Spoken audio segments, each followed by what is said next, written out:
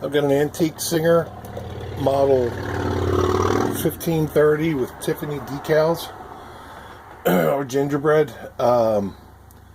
Decals have good color. There's some nicks along the front somewhere. It's got floral plates on it. It also has a hub or a boss for mounting a hand crank or a motor.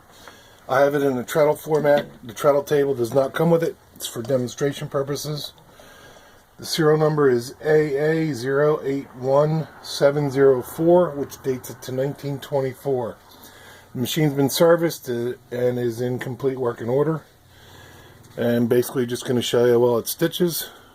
Got 6 layers of denim, which were already stitched once in the ad.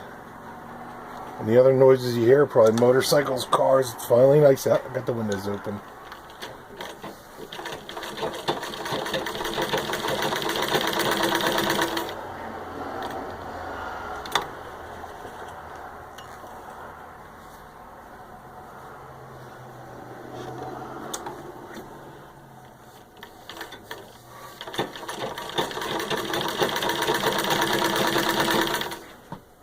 This is actually from the first batch of the AA serial numbers for the 1530.